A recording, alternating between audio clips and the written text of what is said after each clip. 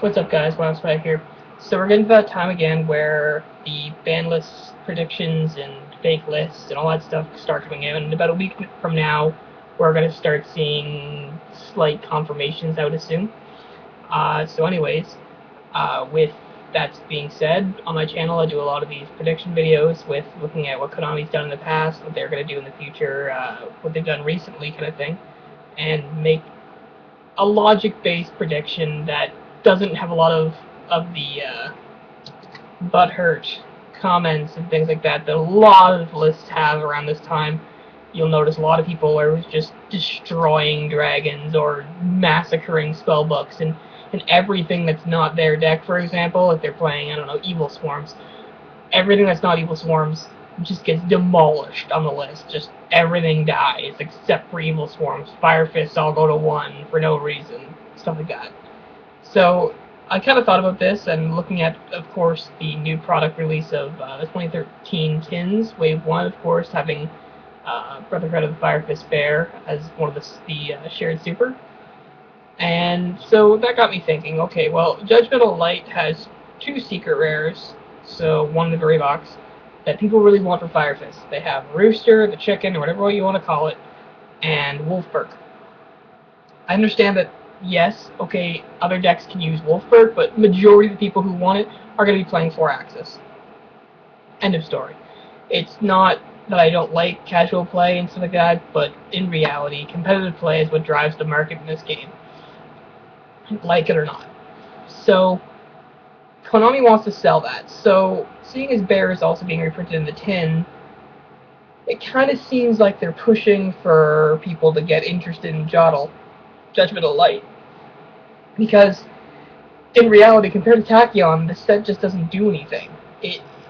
If Dragons and Prophecies don't get hit to some degree, Fire Fists and Bujins just, they don't compare, and that's been proven in the OCG already, so they actually have that, testing stage done, as I would call it. This is surprising for Konami, for example, because usually our metas are so far apart that there's usually a shift in, like, okay, so the TCG can now do this, the OCG really doesn't care because they have this, but recently we've been pretty close. For example, at Worlds,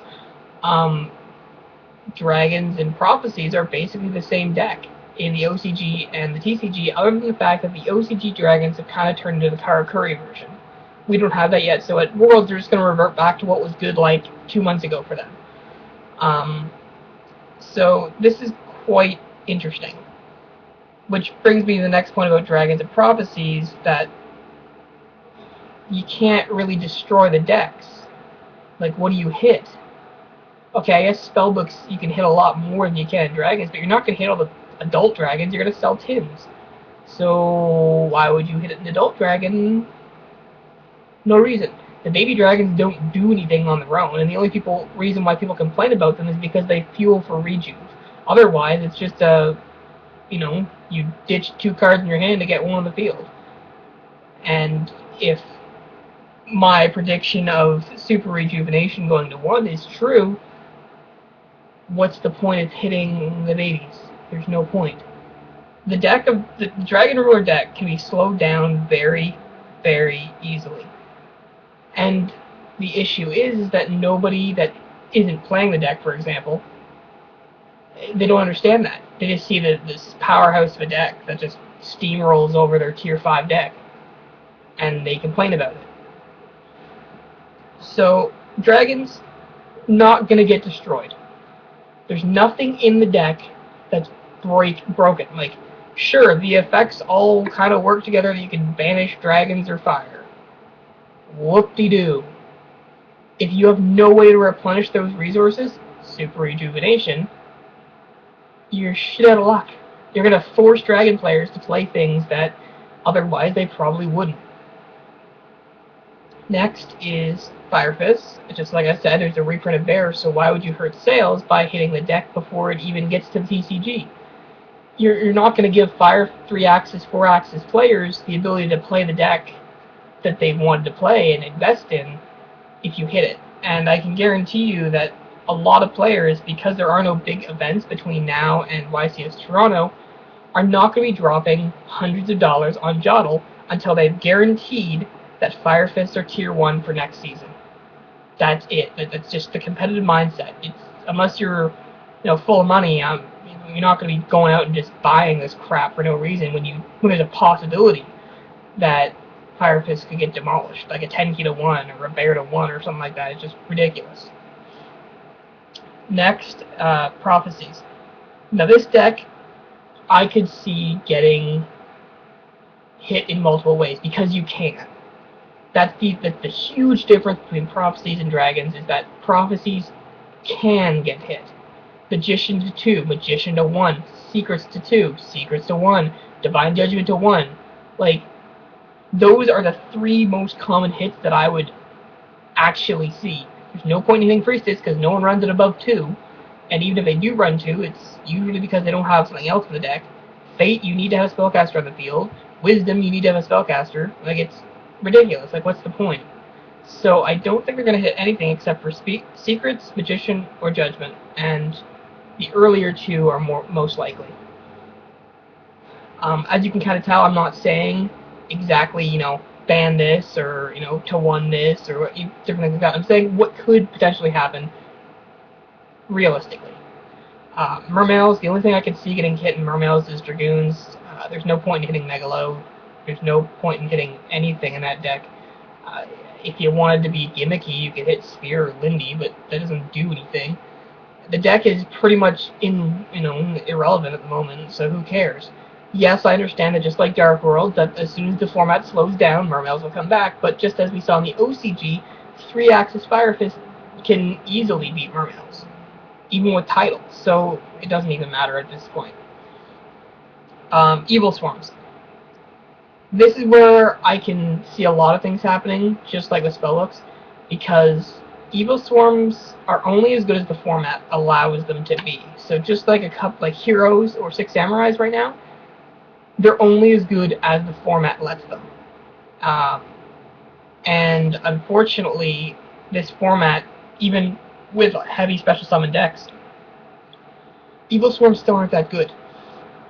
So there's a possibility that they could go untouched, just nothing be touched. And once again, that'd be fine. Lots of variety in many decks, and I just don't think that anything needs to be hit, if assuming everything else kind of stays where it is. But if other decks get hit, you can't leave Evil Swarms alone. So obviously you're going to have to hit something. And one of those things that I could see being hit, well, Pandemic could go to 1 or 2, because that just makes no Yu-Gi-Ohs happen. Or Ophion to 1, just like Six Sam Xian went to 1. Ophion is a card that doesn't allow decks to be played. For example, Karakuris. Before Evil Swarms came out, Karakuris were a thing. Heretics were topping events. They were a thing. Agents were somewhat of a thing. All of these decks that rely on special summoning big monsters were things. But now that Ophion's out, you can't do that, because even with spell and trap removal, they're just going to Pandemic it away anyways, so what's the point? I'm not sure about what you guys have been seeing, but this format has gotten to the point where Evil Swarms keep everything in check, but at the same time, they cut out half the metagame. So, it's a love-hate relationship there for me. And next few things that I could kind of see happening would be like Mirror Force to 3 for us. As weird as that sounds, because I don't remember even playing with 3 Mirror Forces, but having 3 Mirror Force does, I guess, give rogue decks a little bit of a boost. More things to worry about, I guess. I would love Torrential Tribute to go to 3. That would be awesome, but I don't think it'll happen. Thunder King Rao to 3, that would be very handy. I would enjoy that. But, I don't really remember the whole reason why they went to 2. TG Striker to 2 or 3 would be kind of cool. We haven't had that in a while. Tsukiyomi to 3, no one cares. Glow Up Bulb to 1, I guess you could, but I don't know how much damage that would do. You're giving a lot of power to a lot of decks by putting Glow Up to 1. And I'm not sure I'm ready to deal with that right now in the game. because you just gave ridiculous combos, especially for dragons. Dragons would love that. Pitch with Reactin, get Redox, Mill, Crimson Blader. That would be ridiculous. Like, you didn't even use an adult dragon and you already have a Crimson Blader. Like, yeah, you could do the same thing with summoning an Effect Veiler, but then you're losing the Effect Veiler, or you're losing the Corseska, or you're losing the Guard. Like, that's ridiculous. People just don't think about these things. Especially with Fishfork Archer now out, once Jottle hits, you're going to see decks slowly revamping themselves. Like Mermaids are going to see them doing better because they have this tuner that they can screw around with, assuming that Ophion no longer exists. As a huge threat, it could go to 1, that'd be fine. He's just like a Shia. You just basically continue to play the deck as protect the Ophion, or protect the Sheehan if you're playing 6 hands. Like it's all the same thing. I guess other cards that could just get screwed around with, Auto Duality, to 3, who cares? It doesn't do anything. I would love to see Book of Moon at 2, but that probably won't happen either. I'd love to see Pot of Avarice banned, as always. I always say that, but it probably won't happen. And the Heavy Storm I don't think needs to be in the game, but at the same time, we don't need Cold Wave or Giant Trinade. Simple as that. Like, there's no... It is the lesser of 3 evils. They could unban something crazy, but at the same time, I don't think they're going to, because basically anything that's on the ban list deserves to be there. People are saying Trishula come back, and I'm like, okay, I could see Trishula coming back. It's different than Star Eater, where it requires 2 non-tuners, so it does require a little bit more, but at the same time, I play Infernities, and I play Mermails, and I can tell you that level 9 is a lot easier than it sounds, and can happen very, very, very fast. So I'm not sure if that's really the greatest idea. I could see it simply because agents can do it, and agents, for some reason, are getting buffed in Jottle. But, once again, Ophion stops that, so who cares? And that's about it. There's nothing else that I can see in this game really, happening for this ban list. It's supposed to be the big game changer list, like most September formats, but I think Konami learned from Plants that you don't just destroy a deck, and that was different because that was going to the Exceed era. We're already here, and I don't think there's going to be a huge demolition of decks that people are expecting.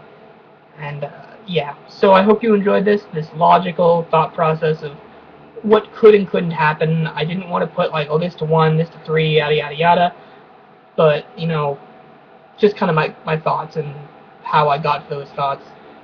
So I hope you enjoyed it. Please tell me what you think. If you think I'm spewing bullshit, tell me that.